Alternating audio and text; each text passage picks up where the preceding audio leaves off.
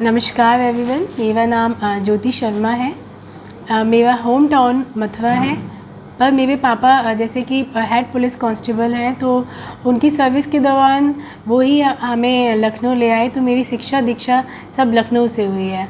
मैंने अपना 10th Aliganj Montessori senior secondary school Lucknow से किया है। फिर मेरा admission Rani Lakshmibai memorial senior secondary school में हुआ।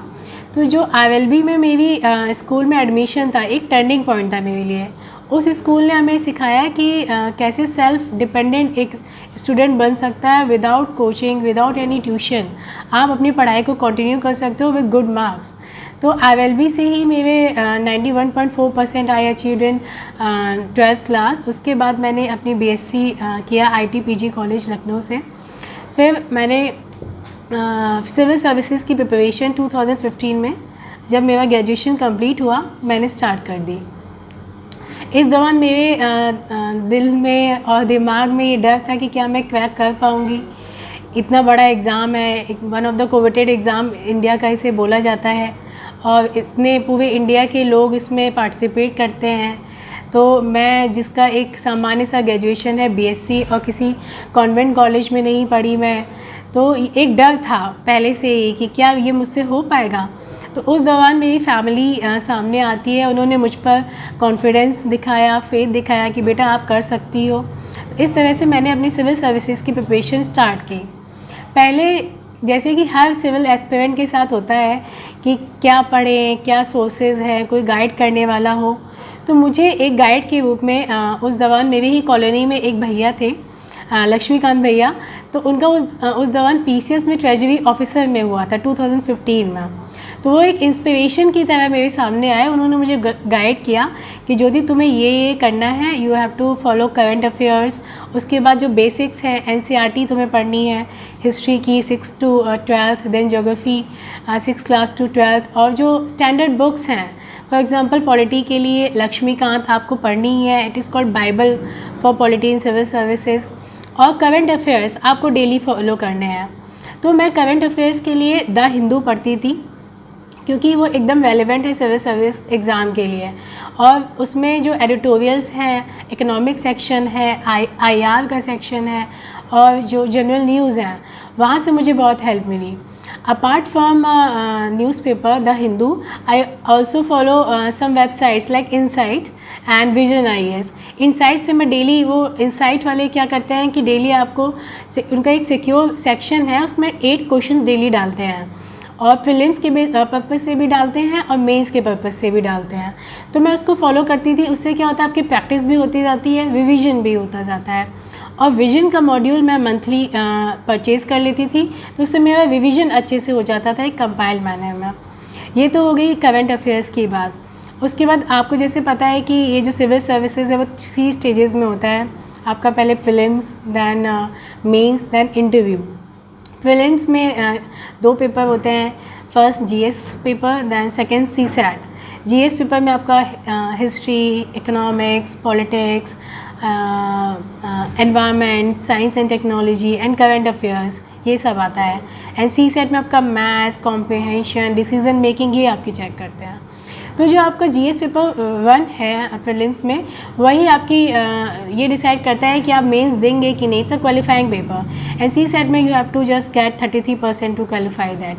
जब आप प्रीलिम्स क्लियर कर लेते हैं तो आपको मेंस देने का मौका मिलता है। जैसे कि इसका नाम ही मेंस है, कि ये जो मेंस पेपर है वही मेन है, वही डिसाइड करेगा कि you will get into the merit list और नॉट। तो मेंस में आपके UPPSC में 8 पेपर होते हैं। एक ऐसे का पेपर होता है, दैन जनरल हिंदी का पेपर होता है। GS के आपके 4 पेपर होते हैं, और आपके ऑप्शनल के 2 पेपर होते हैं। टोटल 8 पेपर होते हैं। ये पूरा रिटन एग्ज़ाम होता है। तो मैं ऐसे की बात करूँ तो ऐसे 150 मार्क्स का आता है। इसमें 3 सेक्शन होते हैं, section A, section B, section C, और डिफरेंट डाइवर्स टॉपिक से इसमें ऐसे पूछे जाते हैं। तो मैं अपने आप से ऐसे की स्ट्रेटेजी शेयर करना चाहूँगी, क्योंकि 2017 में जब मैंने अपना फर्स्ट अटैम्प्ट दिया था तो I scored very low marks in ऐसे, ओनली 80 मार्क्स। एंड इस टाइम जब मेरी जैसे कि मैंने 3rd रैंक आई सिक्योर, तो मुझे लगता है कि जो मैंने इम्प्रूवमेंट की जो 2017 में मेरी कमियां रह गई थी, वो मैंने 2018 में उसको प्लग इन किया। तो मैंने क्या स्ट्रेटेजी फॉलो की थी, फर्स्ट ये कि जो कोड्स हैं डिफरेंट सेक्शन से रिलेटेड, डाइवर्स टॉपिक से रिलेटेड, उसको नोट कर लिया था। एजुकेशन के अलग, किसी भी पर्सनालिटी ने उससे क्या बोला है, और साथ में कोड्स के साथ में मैंने डेटा भी, किसी भी गवर्नमेंट के ऑथेंटिक डेटा कि एनरोलमेंट रेशियो कितना है, गर्ल्स का एनरोलमेंट रेशियो कितना है, लिटरेसी रेट कितनी है सेंसस से, ये सब मैंने नोट कर लिया था। तो ये जो जैसे कि मैंने एजुकेशन में किया, इसी तरह वुमेन में, डिज़ास्टर में, एग्रीकल्चर सेक्टर में, इस तरह से अपने नोट्स बना लिए थे, ताकि लास्ट टाइम में मुझे रिवीजन में कोई प्रॉब्लम ना हो, और हर संडे मैं उसको रिवाइज़ कर लेती थी। और ऐसे में एक चीज़ बहुत इम्पॉर्टेंट होती है, कोई भी टॉपिक है आप उसमें डाइवर्स पर्सपेक्टिव ऐड करिए, उसको सोशल से जोड़िए, सोशल पर्सपेक्टिव उसका डायमेंशन जोड़िए, पॉलिटिकल जोड़िए, इकोनॉमिक उसका क्या इम्पैक्ट है, एंड इंटरनेशनली ग्लोबली उसका क्या इम्पैक्ट पड़ेगा। इस तरह से आपका जो ऐसे होगा एकदम डाइवर्स एनरिच्ड रहेगा, और it will help in fetching more marks to you. और हो सके तो आप डेटा उसमें ऐड करिए टू सब्सटेंशिएट योर पॉइंट, क्योंकि हमें एक जनरल आंसर नहीं लिखना है, हमें प्रूफ करना, जो भी हम लिख रहे हैं उसे अपने डेटा से, किसी रिपोर्ट से, किसी कमिटी ने कुछ लिखा हो तो उससे आप सब्सटेंशिएट करिए। तो ये क्या एक ऑथेंटिसिटी आपके ऐसे को प्रोवाइड करता है। हो सके तो डायग्राम भी ऐड कर दीजिए। जैसे कि मुझे याद है कि एक ऐसे आया था कुछ बाउंड्री डिस्प्यूट से रिलेटेड इन 2018 ऐसे पेपर, तो मैंने उसमें इंडिया का मैप बनाया था, और जो नेबरिंग कंट्रीज़ हैं, नेपाल एंड अफ़गानिस्तान, बांग्लादेश, म्यांमार, इन सबको भी मैंने ऐड किया था। तो मुझे लगता है ये सब चीज़ें मुझे हेल्प की, और वही मैं आप लोगों को भी सजेस्ट करूँगी कि आप भी इस चीज़ को फॉलो करिए। अब मैं जीएस पेपर्स की बात करूँगी। जीएस में जैसे कि सबको पता है कि 4 पेपर्स होते हैं, GS 1, GS 2, GS 3 and GS 4। GS 1 में आपके सब्जेक्ट्स होते हैं हिस्ट्री, उसमें आता है हिस्ट्री में भी 3 पार्ट्स होते हैं आपके, ancient India, medieval India, then modern India, world history, art and culture, social issues, geography which is divided into 2 parts, physical geography and of India and the world, and the political geography। तो ये हो गई GS paper 1 की बात। GS paper 1 के लिए मैंने history में मैंने NCERTs पढ़ी थी, और स्टैंडर्ड बुक्स में मैंने मॉडर्न इंडिया के लिए spectrum and Bipin Chandra follow की थी। यही मेरे 2 सोर्सेज रहे थे हिस्ट्री के लिए। वर्ल्ड हिस्ट्री के लिए मैंने GC लियोंग बुक पढ़ी थी, और उससे अपने खुद के नोट्स बना लिए थे, ताकि लास्ट टाइम में मुझे रिवीजन में कोई बुक फिर से पढ़नी ना पड़े, और मैं अपने जो नोट्स हैं मेरे 100 पेजेस को, उन्हीं को मुझे रिवाइज़ करना पड़े। ज्योग्राफी के लिए मैंने 6th to 12th NCERT पढ़ी थी, और वो मोर देन सफिशिएंट है। और एक संजय सर हैं, उनके मार्केट में नोट्स मिलते हैं लखनऊ में, वो भी एकदम बेस्ट नोट्स है, तो मैं भी आपको रिकमेंड करूँगी आप उन्हें भी फॉलो करिए along with the NCERT। Social issues आपका करंट अफेयर से कवर हो जाता है, तो आप NCERT पढ़ेंगे एंड करंट अफेयर से उसे मिक्स करके पढ़ेंगे, तो आपका ये GS पेपर 1 कवर हो जाएगा। अब मैं GS 2 पेपर की बात करना चाहूँगी। GS 2 पेपर में आपके सब्जेक्ट्स हैं जैसे polity, constitution, governance, different schemes and IR, ये सब चीज़ें GS 2 पेपर में आती हैं। तो GS 2 के लिए मैंने Laxmikanth which is called Bible of the polity वो पढ़ी थी मैंने। उसका एक एक लाइन आपको 10 टाइम्स रिवाइज करना ही पड़ेगा। जितना आप पढ़ेंगे उतना इनकलकेट होगा, माइंड में इम्बाइब हो जाएगा, और आप फिर अच्छे से उसको पेपर में उतार सकते हैं। अपार्ट फ्रॉम लक्ष्मीकांत, आपको वेबसाइट है गवर्नमेंट की PRIS, वो आपको फॉलो करनी होगी। उससे क्या होता है कि आपको जो ऑथेंटिक डेटा है वो मिल जाता है। And I used to follow Lok Sabha and Rajya Sabha TV also. Big picture एक प्रोग्राम आता है 9 o'clock पर राज्यसभा TV पे, मैं उसको फॉलो करती थी।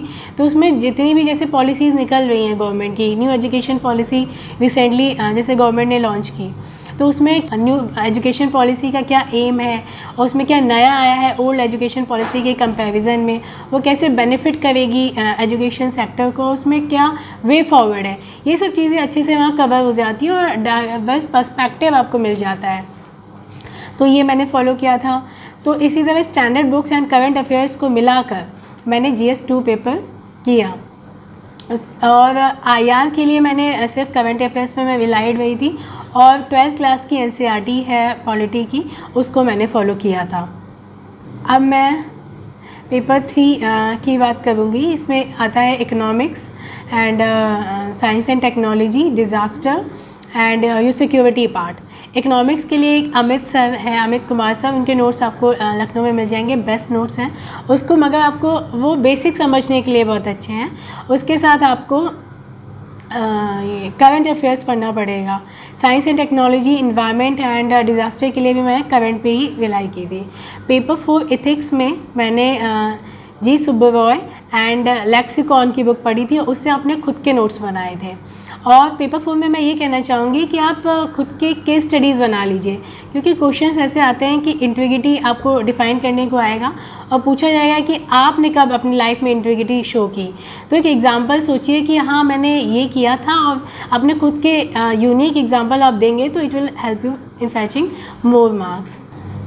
अब मैं आपको अपने ऑप्शनल की स्ट्रेटेजी बताना चाहूँगी। पहले मैं एक चीज़ शेयर करना चाहूँगी कि जैसे कि मेरा बैकग्राउंड बीएससी पीसीएम रहा है, तो केमिस्ट्री मेरा फेवरेट सब्जेक्ट था। पहले मैं केमिस्ट्री लेना चाहती थी एज एन ऑप्शनल, मगर ये चीज़ है, मैं स्टूडेंट्स को बोलना चाहूँगी कि कभी भी किसी सब्जेक्ट के लिए आप बायस मत रहिए। जो एग्ज़ाम की नीड है, जो सब्जेक्ट एग्ज़ाम की नीड को फुलफ़िल करता है, उसी को आप लीजिए और जिसमें आपका इंटरेस्ट है।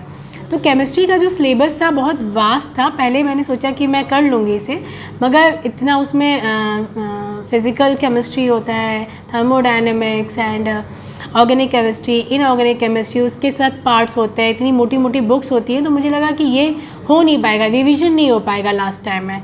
तो then I switch over to sociology. Sociology मैंने इसलिए ऑप्ट किया, इसके मेनली 2 रीज़न थे, 3 रीज़न थे कि एक तो इसका सिलेबस शॉर्ट था, सेकेंड ये जो सोशियोलॉजी है mainly deals with the study of society.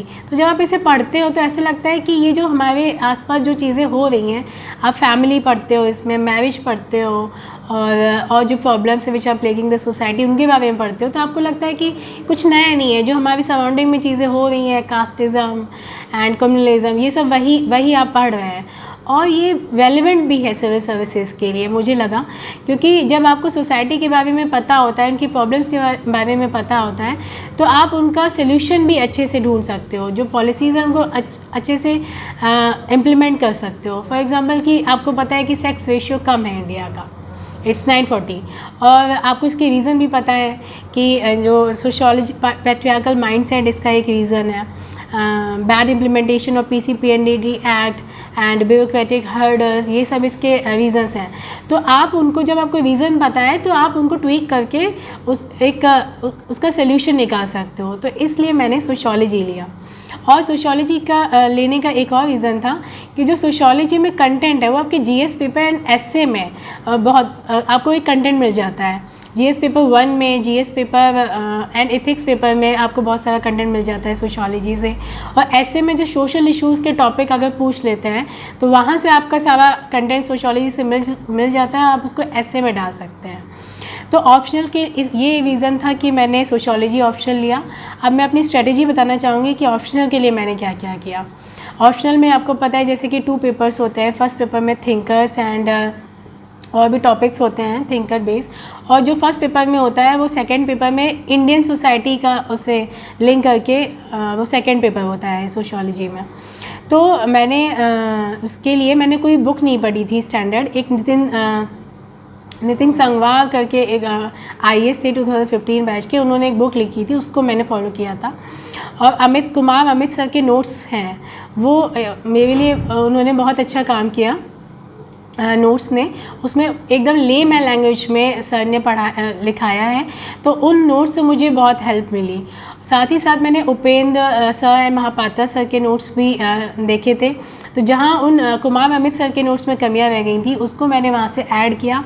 और टेस्ट सीरीज़, मैंने कोई टेस्ट सीरीज़ ज्वाइन नहीं की थी ऑप्शनल के लिए, बस ये जो सॉल्ट पेपर है मार्केट्स में उसको मैंने हाँ ज़रूर देखा था, जैसे विकास सर के टेस्ट सीरीज़ और एलीट IAS की टेस्ट सीरीज़, विजन IAS की टेस्ट सीरीज़ के जो मॉडल आंसर्स हैं, तो वहाँ से मुझे जो हेल्प मिल सकती थी वो मैंने ली। और मैंने आंसर्स लिखते वक्त ये इंश्योर किया कि मैं कोई भी लाइन लिख रही हूँ तो उसको थिंकर से सब्सटेंशिएट करो या डेटा से करो, अगर उसका कोई थिंकर याद नहीं आ रहा है। तो कोई भी मैं अगर कोई पॉइंट लिखती थी तो उसको मैं थिंकर से उसको प्रूव करती थी कि इस थिंकर ने बोला है। अगर थिंकर नहीं है तो किसी कमिटी ने बोला है या किसी वर्ल्ड बॉडी ने बोला है या डेटा ये कहता है। तो इस तरह से जब आप प्रूव कर देते हैं तो एक ऑथेंटिसिटी मिल जाती है, एक आपके आंसर को एक जनरल आंसर नहीं रह जाता, और यही चीज़ आपको अलग करती है आपके आंसर को और बच्चों के आंसर से। तो ये तो वही मेरी ऑप्शनल की स्ट्रेटेजी। अब मैं बताना चाहूँगी कि इस प्रिपरेशन में डूज़ एंड डोंट्स क्या है, आपको क्या करना चाहिए और आपको क्या नहीं करना चाहिए। डूज़ तो सबको पता है कि आपको न्यूज़पेपर फॉलो करना है, करंट अफेयर्स पढ़ना है और रिवीजन करना है multiple times, answer writing practice करना है। मैं आपको बताना चाहूँगी कि डोंट्स क्या है। फर्स्ट डोंट में ये है कि आपको मल्टीपल सोर्सेज एक ही सब्जेक्ट के फॉलो नहीं करने हैं कि हम जैसे कि मुझे हिस्ट्री पढ़ना है तो मैं मोटी मोटी बुक्स पढूँ। बस आपको एनसीईआरटी पढ़नी है, जो स्टैंडर्ड बुक्स हैं स्पेक्ट्रम एंड बिपिन चंद्रा, ये फॉलो करनी है। तो किसी भी एक टॉपिक के आप हज़ारों सोर्सेज मत इकट्ठा कर लीजिए, और ताकि आपको लास्ट टाइम में आप एकदम कंफ्यूज हो जाएं कि मैं रिवाइज़ किससे करूँ। इसलिए पढ़ भी रहे तो अपने सेल्फ नोट्स बनाइए ताकि लास्ट टाइम में रिविजन में आपको कोई प्रॉब्लम ना हो। तो अपना जो सोर्सेज हैं उनको कंसाइज करिए, एक ये। और दूसरी चीज़, सोशल मीडिया से मैं दूर रही क्योंकि बहुत डिस्ट्रैक्शन होता है। मेरा कोई एबी पे अकाउंट नहीं था। व्हाट्सएप में इसलिए रखती थी ताकि दोस्त हैं उनसे कुछ कंटेंट शेयर कर लो, तो व्हाट्सएप तो वो भी मैं बीच बीच में अनइंस्टॉल कर देती थी। जब मुझे लगता था कि कोई मुझे डिस्टर्ब कर रहा है तो उसमें अनइंस्टॉल कर देती थी, ब्लॉक भी कर देती थी रिलेटिव्स को कि अननेसेसरी जो मुझे डिस्टर्ब करेंगे तो उनको ब्लॉक रखती थी। बाद में सॉरी मांग लेती थी कि मेरे एग्ज़ाम्स हैं इसलिए मुझे आपको ब्लॉक करना पड़ा। तो सोशल मीडिया से दूर रहना पड़ेगा आपको, अपने सोर्सेज कंसाइज करने पड़ेंगे और नेगेटिव एलिमेंट से दूर रहना पड़ेगा। अपने पास पॉजिटिव लोगों को रखिए, ये सब बोलते हैं पर मगर मेरा ये था कि मैं अपने क्रिटिसाइज़र्स को अपने पास बहुत रखती थी। ये मेरा मंत्र था कि जितने भी क्रिटिसाइज़र्स हों मुझे अच्छे से क्रिटिक करो, और मैं उनके नाम एक पेपर पे नोट करके अपनी स्टडी टेबल पे रखती थी कि ये जो लोग हैं इन्होंने मुझे ये जो बातें बोली है, I have to give them answer by my success. तो ये एक मोटिवेशनल फैक्टर की तरह मेरे लिए काम किया। सुबह उठती थी सबसे पहले वही देखती थी इन लोगों के नाम कि हाँ इन्हें मुझे आंसर देना है। तो ये सब चीज़ें मैंने फॉलो की। मुझे लगता है कि सबकी अपनी अपनी स्ट्रैटेजी होती है, तो आपको हेल्प करेंगी तो मुझे अच्छा लगेगा। अब लास्ट में मैं अपने इंटरव्यू के बारे में बात करना चाहूँगी। इंटरव्यू क्या, ये एक तरह का पर्सनालिटी टेस्ट है। इसमें आपकी नॉलेज टेस्ट नहीं होती, आपकी पर्सनालिटी टेस्ट होती है कि आपका प्रेजेंस ऑफ माइंड कैसा है और आप बैलेंस्ड आपका ओपिनियन है कि नहीं, आप बाइस्ड तो नहीं है, प्रेजुडिस बिहेवियर तो नहीं है आपका। तो इसमें यही चीज़ चेक होती है। तो आपको जब भी आप इंटरव्यू देने जाएँ तो आप एकदम काम, कंपोज्ड, बैलेंस रहें। वो जो वहाँ पे पैनल बैठा रहता है, मेंबर्स बैठे रहते हैं, वो हमें सेलेक्ट करने के लिए बैठे हैं। वो तो चाहते हैं कि वो हमारे सेलेक्टर है, वो ये नहीं चाहते हैं कि हमें रिजेक्ट करने के लिए बैठे हों। वो आपकी अच्छाइयाँ ही वो नोटिस करते हैं। तो आप हमेशा जो आपको आंसर नहीं आ रहा हो तो बोल दीजिए sorry sir I don't know, या आप ये बोल सकते हैं कि sorry sir I am not able to recall it now, मैंने पढ़ा था पर अभी मुझे याद नहीं आ रहा है। तो इस तरह से करके, मगर कभी फंबल मत करिए या गैस मत करिए। गैस से उन लोगों को शक नफरत है। मेरा जैसे बोर्ड था वो राम जी मौर्य सर के में पढ़ा था, तो वो कहते थे कि गैस मत करो, आता है तो एग्जैक्ट बताओ, कहानी मत बताओ। तो आपको जो आता है सीधे सीधे उसका आंसर दीजिए, जो नहीं आता है सॉरी सर कह के वहीं पे बात रोक दीजिए, क्योंकि नहीं फिर हम फंस जाते हैं। हमें आता नहीं, हम फंबल करने लगते हैं, तो ये फिर हमें घबराहट होने लगती है कि अरे ये मैंने गलत बता दिया, ये मैंने गलत बता दिया, फिर हमारा कॉन्फिडेंस लो हो जाता है। तो इंटरव्यू में अब मैं आपसे कुछ अपने क्वेश्चंस शेयर करना चाहूँगी। जैसे कि सर ने जो चेयर पर्सन थे मेरे बोर्ड के, उन्होंने मुझसे पूछा था, पहले उन्होंने मुझसे पूछा कि ये बताओ इंडिया का सेक्स रेशियो कितना है, तो वो मैंने बता दिया। फिर उन्होंने मुझसे पूछा कि ये बताओ कि जो सेक्स रेशियो इंडिया का इतना लो है उसके लिए कौन रिस्पॉन्सिबल है। तो उन्होंने मुझसे कहा कि तुम्हें मेल है रिस्पॉन्सिबल या फीमेल है responsible, and you have to choose only one person, कि मेल रिस्पॉन्सिबल है या फीमेल। तो इसका आंसर मैंने पहले तो मैं बता नहीं रही थी कि मैंने बोला sir it's a patriarchal mindset, मैं किसी एक जेंडर को कैसे ब्लेम कर दूँ कि मेल रिस्पॉन्सिबल है या फीमेल रिस्पॉन्सिबल है। फिर उन्होंने इंसिस्ट किया कि नहीं, तुम खुल के बताओ कि मेल रिस्पॉन्सिबल है या फीमेल, तुम्हारा ओपिनियन क्या है बताओ। तो मेरा आंसर इसमें ये था कि सर बायोलॉजिकली मेल रिस्पॉन्सिबल है, क्योंकि उनके सेक्स क्रोमोसोम डिसाइड करते हैं कि जो बेबी है वो बॉय होगा या गर्ल, और सोशोलॉजिकली फीमेल रिस्पॉन्सिबल है, क्योंकि जो वुमेन होती हैं वो घर पे रहती हैं और बच्चे को उनके कंसीव वही करती हैं। तो अगर वो फर्म है, डिटरमाइंड है कि मैं अपनी बेबी का अबॉर्शन नहीं करूँगी, सेक्स सेलेक्टिव अबॉर्शन नहीं करूँगी, चाहे बेबी बॉय हो या गर्ल हो, वो उसको मैं पैदा होने दूँगी, तो कोई सेकंड पर्सन आपको फोर्स नहीं कर सकता है।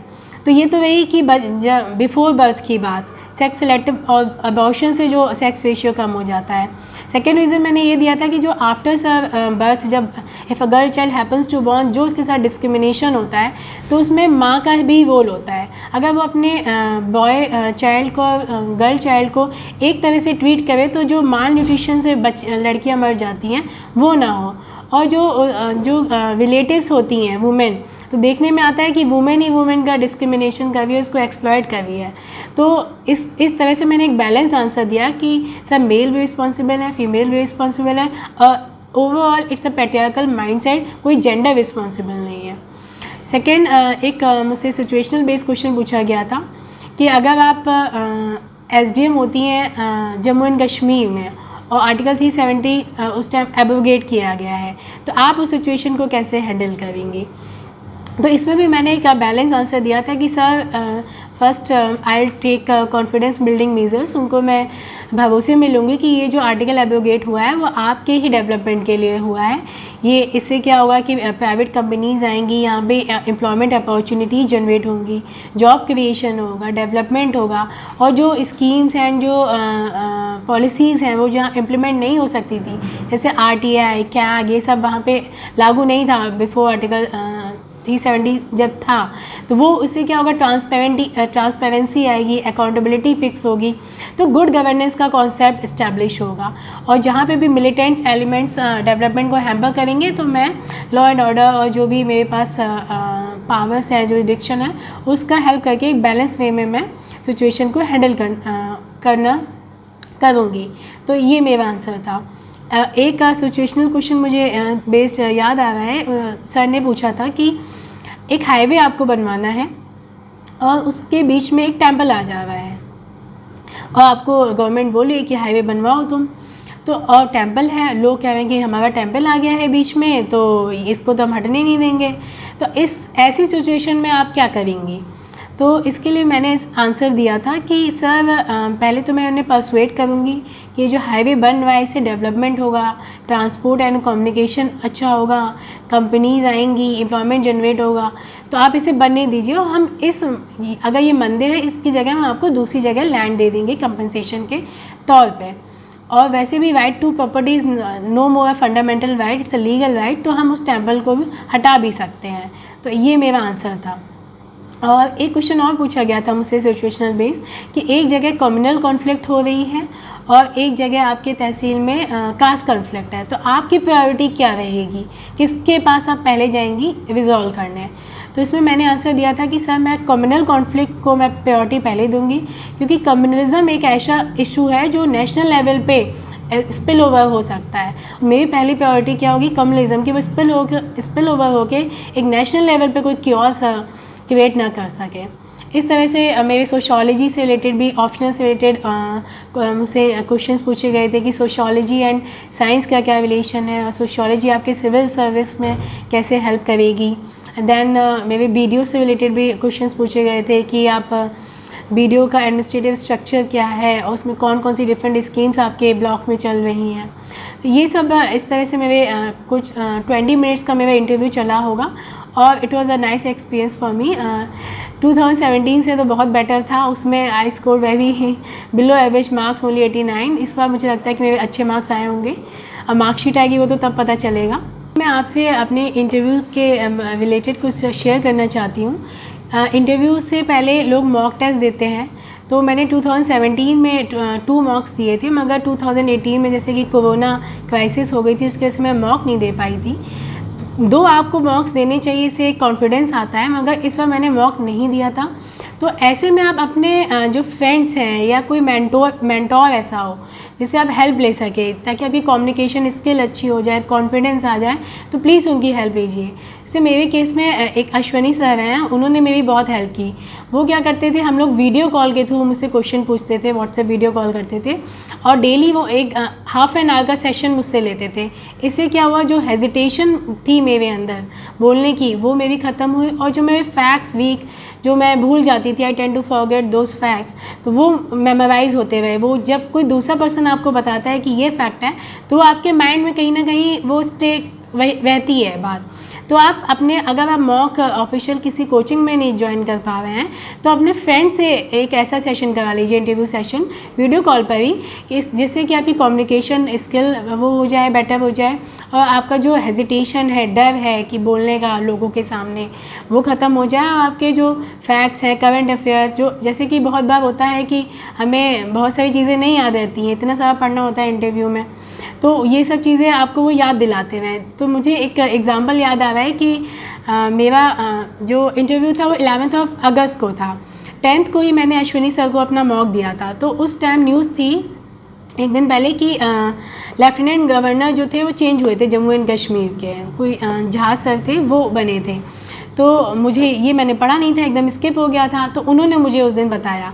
और नेक्स्ट डे ही मुझे इंटरव्यू पैनल ने भी मुझसे यही क्वेश्चन पूछा कि कौन लेफ्टिनेंट गवर्नर इस टाइम बना है।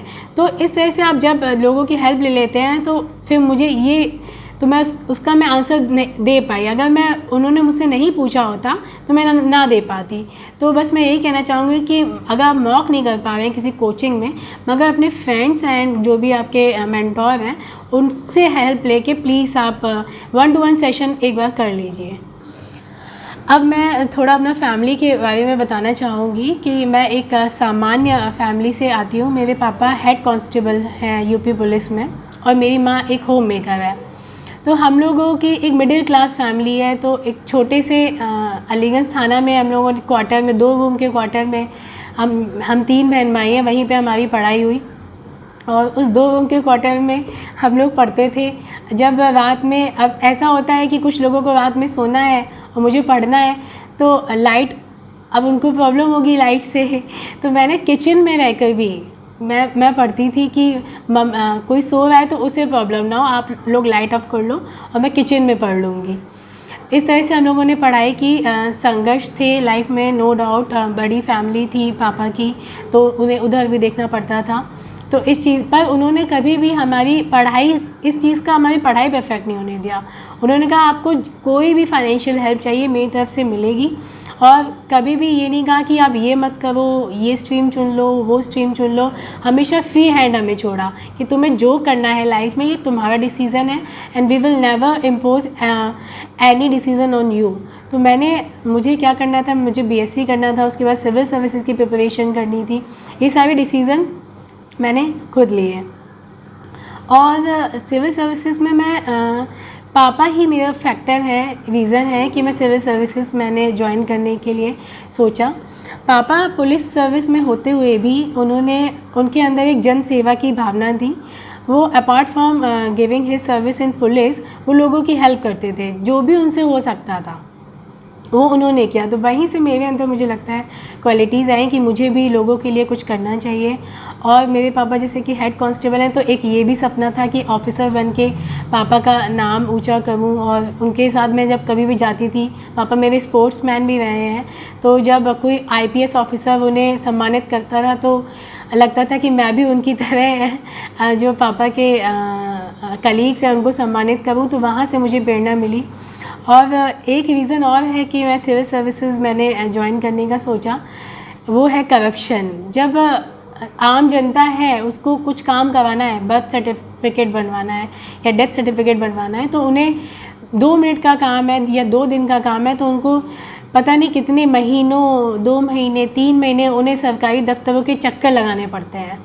तो इस चीज़ से बहुत दिल दुखी होता था कि ये जो ब्यूरोक्रेटिक हर्डल्स हैं और जो सर्विसेज नहीं मिल पाती हैं, जो गवर्नमेंट पॉलिसीज़ फ्रेम करती है वो इम्प्लीमेंट नहीं हो पाती हैं ग्रास रूट लेवल पे, तो वो हम बाहर रह के उसको सही नहीं कर सकते हैं। और जब तक हम अंदर नहीं आएंगे तो सिस्टम चेंज नहीं होगा। तो ये सब मोटिवेशन फैक्टर थे मेरे सिविल सर्विसेज ज्वाइन करने के लिए। उसके बाद मैं बताना चाहूँगी कि कैसे मैं अपना टाइम मैनेज करती थी। मेरा रूटीन ये रहता था कि मैं पहले सुबह सुबह उठती थी और मेरे बेड पे ही मेरी बुक्स रहती थी और मोबाइल। जैसे ही सुबह उठा तो मैं एक ऑनलाइन जैसे कि बायजूस IAS है, वो डेली उसमें newspaper analysis the Hindu analysis आता है, हाफ एन आवर का होता है, तो मैं उसको ऑन कर लेती थी उठते ही। उसको ऑन किया, उससे मेरा क्या होता था कि मेरा रिवीजन हो जाता था करंट अफेयर्स का। तो उसको सुनते सुनते ही ब्रश किया, उसके बाद ब्रेकफास्ट किया, तो हाफ एन आवर मेरा इसमें चला जाता था। उसके बाद मैं अपनी स्टैंडर्ड बुक्स उठाती थी, जैसे मैंने पॉलिटी में लक्ष्मीकांत ली, उसको मैंने थोड़ा रिवाइज़ किया। फिर मैं अपने ऑप्शनल को टाइम देती थी, मेरा ऑप्शनल सोशियोलॉजी रहा है, तो उसमें मैं थोड़ा बुक्स पढ़ा, मेरे अपने नोट्स पढ़े। उसके बाद उसके एटलीस्ट 2 आंसर मैं डेली लिखती थी, प्रीवियस ईयर्स पेपर्स के उठाए, उसके 2 क्वेश्चन लिए हर टॉपिक के, और उसको मैं आंसर राइटिंग प्रैक्टिस करती थी। उसके बाद खुद ही इवेलुएट करती थी या अपने मेंटोर्स को भेज देती थी कि सर प्लीज़ इसमें बताइए कि क्या गलतियाँ हैं, प्लीज़ फुली क्रिटिसाइज़ मी। इस तरह से जो गलतियाँ थी वो मुझे पता चलती गई कि मेरी कहाँ पे, और आंसर राइटिंग प्रैक्टिस भी होती गई। तो इसी तरह एक GS सब्जेक्ट लेना, डेली ऑप्शनल पढ़ना, एटलीस्ट आपको 4 आवर्स ऑप्शनल को देने ही हैं। करंट अफेयर्स में आपके 2 आवर्स चले जाते हैं, उसके बाद उसको रिवाइज़ करना प्रीवियस मंथ्स का, और अपने GS पेपर करना, यही मेरा रूटीन रहता था। अब मैं ये एक चीज़ बताना चाहूँगी कि कोचिंग करना ज़रूरी नहीं है। इस एक मिथ है कि विदाउट कोचिंग एक मिडिल क्लास फैमिली से, सामान्य फैमिली से बच्चा इस कोविटेड एग्ज़ाम को क्लियर नहीं कर सकता है। तो मैं बताना चाहूँगी कि ये एक मिथ है, विदाउट कोचिंग भी आप इस एग्ज़ाम को क्रैक कर सकते हैं। मगर एक बात मैं एम्फेसिस करना चाहूँगी कि अगर आप अफोर्ड कर सकते हैं तो please do join test series. Test series बहुत इंपॉर्टेंट रोल प्ले करती हैं आपके प्रिपरेशन में। ये test series serves 2 purpose. First, एक तो आपका जो सिलेबस है वो टाइम बाउंड मैनर में आपका कंप्लीट हो जाता है, क्योंकि आपको एक टाइम टेबल दिया जाता है कोचिंग की तरफ से, उसमें कि फ़र्स्ट टेस्ट आपका इतने इतने टॉपिक्स आएंगे और ये इस डेट को है, देन सेकंड इसमें इतने टॉपिक्स आएंगे इस डेट को है। तो एक टाइम बाउंड मैनर में और एक डिसिप्लिन में आप उसे प्रिपेयर करते हैं तो आपका सिलेबस कवर हो जाता है। सेकेंडली, आपकी quality of answer and the speed of answer improve. जब आप एक वो उस कंडीशन में एग्ज़ाम लिखते हैं और घर में जब आप पढ़ रहे होते हैं तो उसमें बहुत डिफरेंस होता है। तो उस इन्वायरमेंट में जब आप टेस्ट देते हैं तो आपकी एक तो स्पीड बढ़ जाती है और क्वालिटी ऑफ आंसर इंक्रीज़ हो जाता है। जब आपको फीडबैक मिलता है कि ये here you are lagging behind and here you have not done appropriate thing, तो इस चीज़ से आपकी इम्प्रूवमेंट होती रहती है। तो मैं रिकमेंड करना चाहूँगी कि अगर आप अफोर्ड कर सकते हैं तो प्लीज़ ज्वाइन टेस्ट सीरीज़। अगर टेस्ट सीरीज़ भी ज्वाइन नहीं कर पा रहे हैं तो अपने कलीग्स को अपने आंसर दीजिए कि वो चेक कर सके, क्योंकि answer writing is the most important part of civil services. इसके बेसिस पे ही हमें मेरिट में आने का मौका मिलता है। तो आंसर राइटिंग को प्लीज़ डेली 2 आंसर एटलीस्ट लिखिए और उसे चेक कराइए। ये नहीं कि लिख कर बैठ गए हैं बस और हम सोच रहे हैं कि हमने अच्छा लिखा है, उसे किसी से इवेल्यूएट कराइए ताकि हमें कमियां पता चलें। और इसके लिए जैसे मैंने पहले ही बताया कि एक इनसाइड IAS जो वेबसाइट है वो एक सिक्योर करके एक इनिशिएटिव चलाती है। उसमें जो स्टूडेंट्स होते हैं वो अपना एक दूसरे को इवेल्युएट करते हैं। जैसे कि मेरा 2017 में BDO के पद पर मेरा फर्स्ट अटैम्प्ट था, उसमें मैं चयनित हुई थी। उसके बाद 2018 में I secure 3rd rank and got SDM post. तो इसमें मैं ये कहना चाहूँगी कि इसमें इसे बोला जा रहा है कि आपने BDO के पद से, आप BDO की जॉब में थी, आपने कैसे टाइम मैनेज किया। तो बात यह है कि 2017 का जो रिज़ल्ट था वो 2019 में आया। तो जब मेरा 2018 का मेंस था तो मैं पहले से ही प्रिपरेशन कर रही थी 2018 के लिए। तो उसका रिज़ल्ट आता है 11 अक्टूबर को और मेरा जो मेंस था 2018 का वो था 18 अक्टूबर। तो मुझे सफिशिएंट टाइम मिल गया था प्रिपरेशन करने के लिए। तो बस मैंने जैसे ही रिज़ल्ट आया और 7 डेज़ का टाइम था, मैंने अच्छे से अपना मेंस दिया। उसके बाद मैंने BDO की पोस्ट को ज्वाइन किया अयोध्या में। बस इंटरव्यू मेरा ये था कि मैंने इंटरव्यू की प्रिपरेशन अपनी ज्वाइनिंग के साथ स्टार्ट की थी और इंटरव्यू मैं काम करती थी और करंट अफेयर्स पढ़ती रहती थी और जो थोड़े बेसिक्स हैं उनको मैंने बेशक किया और इंटरव्यू मेरा इस बार अच्छा गया। एक चीज़ मैं बच्चों से कहना चाहती हूँ, जितने भी सिविल एस्पिरेंट्स हैं, कि सिविल सर्विसेज की प्रिपरेशन आप इसलिए ना करिए कि आप ऑफिसर बन जाएंगे या हमें लैविश लाइफ मिल जाएगी, गाड़ी मिलेगी, नौकर मिलेंगे और अंडर इतना स्टाफ रहेगा। सिविल सर्विस की ये, क्योंकि ये सब जो चीज़ें हैं वो टेम्परेरी हैं। ये सब बाहर से देखने को लगता है कि हाँ बहुत मस्त लाइफ होती है एक सिविल सर्वेंट की, आईएएस की या एसडीएम की, क्योंकि जब आप उसमें एंटर करते हैं एडमिनिस्ट्रेशन में, आपको बहुत सारी प्रॉब्लम्स फेस करनी पड़ेंगी। अब जैसे मैं अपना वीडियो वाला ही बताऊं कि मुझे कभी कभी 10 बज जाता है मीटिंग से आने में, तो मेरी फैमिली कहती है तुम तो टाइम ही नहीं दे पाती हो। मेरी बहन आई थी चेन्नई से, कहती है मैं आपसे मिलने आई हूँ इतने दूर से और आपको तो टाइम ही नहीं है। तो आप बहुत सारा वर्कलोड होता है, आपको काम करना होगा। तो जो अगर आप सोच रहे हैं कि बहुत इजी गोइंग लाइफ हो जाएगी और आपको कुछ काम नहीं करना पड़ेगा, तो ये मिथ एकदम निकाल दीजिए, क्योंकि सिविल सर्विस हम बन रहे हैं तो हमें काम करना पड़ेगा, हम जनता के नौकर हैं। तो आपके मन में यही भावना होनी चाहिए कि सिविल सर्वेंट बन के हमें देश के लिए कुछ करना है। जो डाउन टू अर्थ सेक्शन है उसको मेन स्ट्रीम में लाना है, डिफरेंट सेक्टर्स में काम करना है।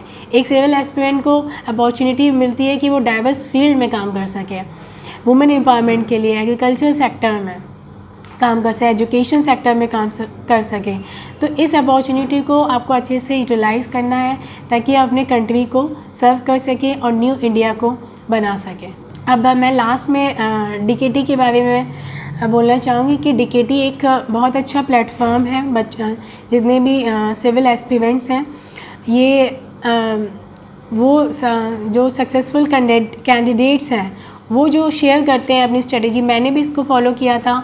अनुज झा सर का भी डीकेटी वालों ने इंटरव्यू लिया था, तो मैंने भी इसको फॉलो किया था। कभी पता नहीं था कि डेस्टिनी सर के साथ मुझे काम करने का मौका मिलेगा। अभी मैं अयोध्या में हूँ, सर भी अयोध्या में है। तो प्लीज़ फॉलो डीकेटी, आपको इससे बहुत गाइडेंस मिलेगी। और जो टिप्स बताई हैं सब अपने हिसाब से, मेरा कुछ भी अच्छे लगे मेरी स्ट्रेटेजी से उसको फॉलो करिए, नहीं तो हर सिविल एस्पिरेंट की यूनिक स्ट्रेटेजी होती है और यही यूनिकनेस आपको टॉपर बनाती है या आपके मेरिट में लिस्ट लेके आती है, क्योंकि कंटेंट सबके पास सेम होता है, आप उसमें यूनिक क्या कर रहे हैं वही इम्पोर्टेंट है और वही आपको अलग बनाती है। तो मैं बस यही कहना चाहूँगी सारे एस्पिरेंट्स को कि ये जो एग्ज़ाम है, हाँ नो डाउट कि बहुत टफ़ है और इसमें टाइम लग जाता है, मगर आपको हार नहीं मानना है, डेडिकेटेड रहना है, परसिवरेंट रहना है। फर्स्ट अटैम्प्ट में नहीं होता है तो सेकंड अटैम्प्ट में ट्राई करिए। अब जैसे कि मेरा यूपीएससी में फर्स्ट अटैम्प्ट में मुझे मनचाही पोस्ट नहीं मिली थी। I was selected at the post of BDO और मैं उससे खुश नहीं थी, मगर फिर मैंने सेकेंड अटैम्प्ट दिया और एसडीएम हासिल किया। और आप यूपीएससी एंड यूपीपीएससी जिसका पैटर्न अब सेम हो गया है, तो आप दोनों की कंबाइंड रूप में प्रिपरेशन करिए ताकि आप अगर आप यूपीएससी दे रहे हैं तो यूपीपीएससी भी दे सके, आपके पास एक बैकअप है। ये नहीं कि हम सिर्फ यूपीएससी दिए जा रहे हैं, स्टेट सर्विस नहीं दे रहे हैं, दोनों से ही आपको दोनों ही जो एग्ज़ाम से आपको अपॉर्चुनिटी देते हैं कंट्री को सर्व करने की, एक नेशनल लेवल पे देता है, एक स्टेट लेवल पे देता है। तो आप दोनों की कंबाइंड वे में प्रिपरेशन करिए। और एक बैकअप एक चीज़ मैं और शेयर करना चाहूँगी कि जब हम प्रिपरेशन करते हैं तो हम अपने कलीग्स को देखते हैं, ग्रेजुएशन के बाद कोई जॉब कर रहा है एमएनसी में और घूमने जा रहे हैं, तो बहुत फ्रस्ट्रेशन होता है कि अरे देखो हम यहाँ पढ़ रहे हैं, हमें लक्ष्मीकांत पढ़नी पड़ रही है, बिपिन चंद्र पढ़नी पड़ रही है और ये लोग जा रहे हैं घूमने और मज़े कर रहे हैं। तो ये सबके साथ होता है, मेरे साथ भी हुआ था। मगर ऐसे में आपको अपने आप को याद दिलाना है कि आप इस सर्विस में क्यों आना चाहते हो, आपने क्यों ये डिसीज़न लिया था कि हाँ मुझे सिविल सर्विसेज की प्रिपरेशन करनी है। तो अपने आप को याद दिलाइए और फिर से जुट जाइए पढ़ने में, क्योंकि आपका दिन भी आएगा जब आपका सिलेक्शन हो जाएगा, आपको भी बहुत मौका मिलेगा घूमने का। एक चीज़ और कि ये जो सिविल सर्विसेज की प्रिपरेशन है बहुत टायरिंग है। इसमें 1 साल तक चलता रहता है पूरा प्रोसेस और स्टेट सर्विस में तो 3-3 साल हो जाते हैं, रिज़ल्ट ही नहीं आता है। तो इस दौरान आपको डीमोटिवेट एकदम नहीं होना है। हाँ ये होता है कि मेरे साथ भी होता था कि 2 दिन अच्छे से पढ़ाई की तो मन लग रहा है, फिर नेक्स्ट डे एकदम लो फेज डिमोरलाइज हो जाते थे कि अभी क्या कर रहे हैं, कुछ पता नहीं है रिज़ल्ट कब आएगा। तो ऐसे में अपने दोस्तों से बात करिए जो आपको समझते हैं, जो आपको मोटिवेट करते हैं। अपने माँ पापा से बात करिए, अपने फ्रेंड्स एंड और फैमिली मेम्बर्स से बात करिए जो आपको मोटिवेट करें। इससे क्या होगा कि एक पॉजिटिव एनर्जी आपके साथ आएगी, आप दोगुने उत्साह के साथ फिर से पढ़ाई करेंगे। तो बस मेरा यही संदेश है सिविल एस्पिरेंट्स को कि आप डेडिकेटेड होके परसिवरेंट रह के फर्म रह के आप इस प्रिपरेशन को करिए और आपको सफलता ज़रूर मिलेगी। जब मैं कर सकती हूँ तो कोई भी कर सकता है। धन्यवाद।